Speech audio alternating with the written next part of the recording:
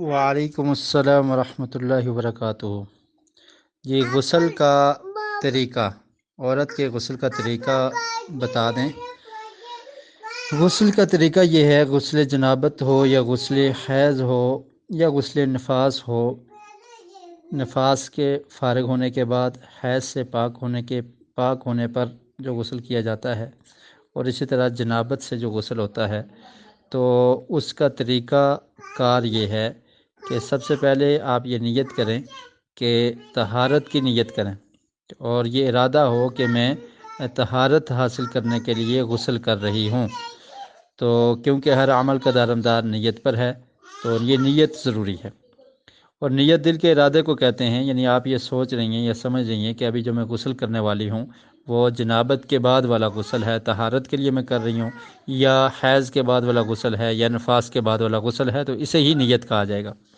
اس کے بعد اپنے دونوں ہاتھ دھو کر بائیں ہاتھ سے گندگی وغیرہ صاف کریں اور استنجا کریں، پھر مٹی یا صابن وغیرہ سے ہاتھ پاک کر لیں۔ اس کے بعد وضو کریں، ٹھیک ہے؟ اس کے بعد کیا کرنا ہے؟ وضو کریں، لیکن سر کا مسح نہ کریں اور پاؤں نہ دھوئیں، باقی مکمل وضو کریں۔ یعنی جو وضو کا طریقہ ہے، ہاتھ دھوئیں، اس کے بعد ناک میں اور منہ میں پانی کلی کرنی ہے، ناک میں پانی چڑھانا ہے، چہرے کو دھونا ہے، بازو کو دھونا ہے۔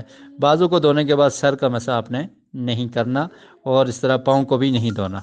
اور پھر اس کے بعد انگلیوں کو تر کر کے سر کے بالوں کا خلال کریں، اور بعد میں 3 چلو بھر کے سر میں پانی ڈالیں، پہلے دائیں طرف، پھر بائیں طرف، اور پھر درمیان میں، اور سر کے بالوں کو اچھی طرح تر کر لیں۔ اور اس کے بعد 3 چلو ڈالنے کے بعد دائیں طرف، بائیں طرف، اور پھر درمیان میں، اور پھر سارا بدن دھو لیں۔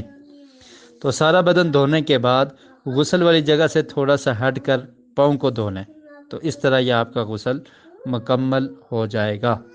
تو اس کے بارے میں جو غسل کا طریقہ میں نے بیان کیا ہے، اس کی دلیل آپ کو ملے گی صحیح بخاری میں، کتاب الغسل ہے، باب من توضأ فی الجنابۃ ثم غسل۔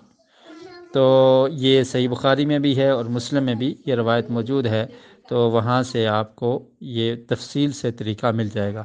تو یہ غسل کا طریقہ ہے جو میں نے مختصر آپ کو عرض کر دیا ہے، تو اسی طرح سے عورتیں غسل کریں گی۔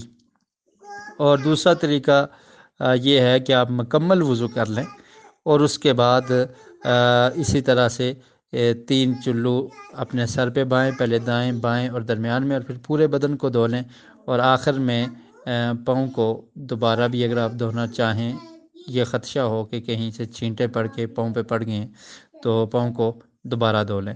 تو یہ دونوں طریقے غسل کے لیے یہ درست ہیں اور احادیث سے ثابت ہیں۔